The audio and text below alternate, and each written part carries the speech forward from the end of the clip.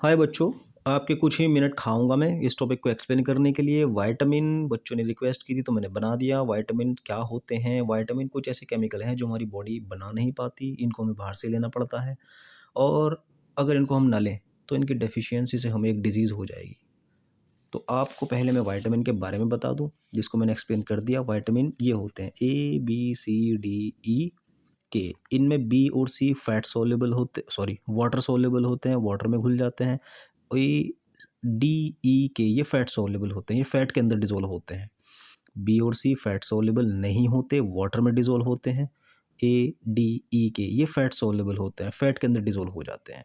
आपको इस पूरे टॉपिक में सिर्फ चीज़ पता होनी चाहिए, विटामिन का केमिकल नेम, उसका सोर्स वो कहाँ मिल रहा है, और प्लस उसकी कमी से होने वाली डिजीज़। इससे एक्स्ट्रा इस टॉपिक में कुछ नहीं आता, वन वर्ड क्वेश्चन आते हैं। तो आपको मैं ऐसे डायरेक्ट पढ़ा रहा हूँ। ये है विटामिन B1, वाटर सोल्यूबल है, इसका केमिकल नेम होता है थायमिन। ठीक, ये इसके सोर्स हैं, सबसे ज़्यादा हरी सब्जियों के अंदर मिलता है, और इसकी कमी से हो जाती है बेरी-बेरी डिसीज़। बेरी-बेरी क्या होती है? आदमी अक्सर बौने हो जाते हैं जिनमें विटामिन B1 की कमी होती है। वैसे बी, जो मैं आपको बोला विटामिन बी, उसमें बहुत सारे आते हैं, B1 B2 B3 B4 B5 B6। तो ये B1 है, ठीक, जिसकी कमी से लोग बाग बौने रह जाते हैं। इसका केमिकल नेम क्या है? थायमिन या एन्यूरिन। और B2 ये है वाटर सोल्यूबल, ऑफ कोर्स होना ही था क्योंकि मैं आपको पढ़ा चुका स्टार्टिंग में, बी और सी वाटर सोल्यूबल होते हैं। इसका केमिकल नेम है राइबोफ्लाविन। दूध के अंदर और ये जो अंडे का जो वाइट पोर्शन होता है उसके अंदर ये बेहतरीन तरीके से मिलता है।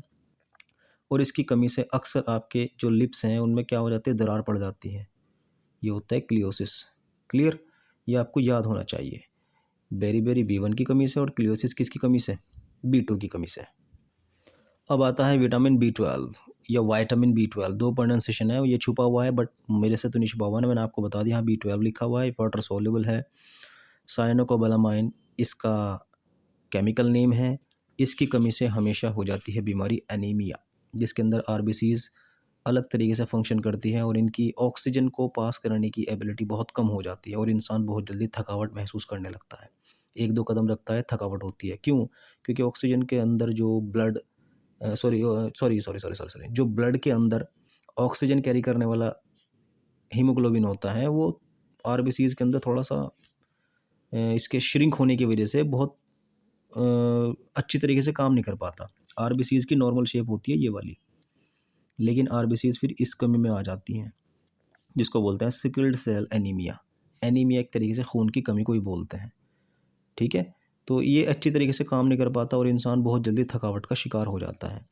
उसके बाद आता है विटामिन सी।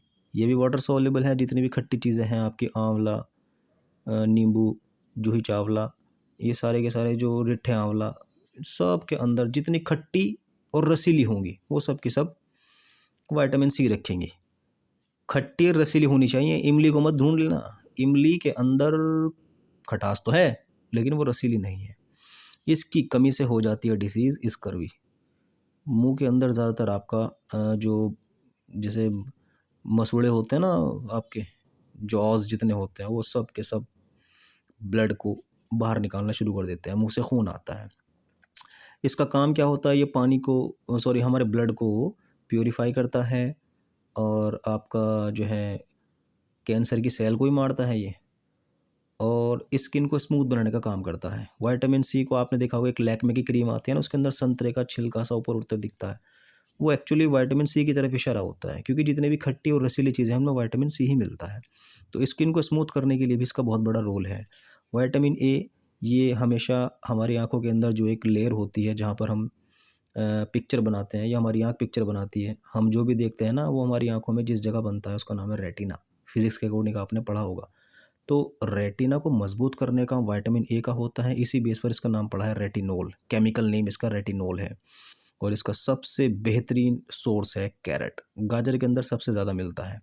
क्लियर हो गया आपको बात? और अगर आप विटामिन ए की कमी से जूझ रहे हो तो एक्चुअली आपका रेटिना कमज़ोर हो चुका है और उसके अंदर डायग्राम नहीं बन पा रहा है, यानी आपको चित्र दिख नहीं रहा है। आप बहुत तेज़ सूरज की रोशनी में तो देख सकते हो, लेकिन सूरज के ढलते ही आप अंधे हो जाओगे।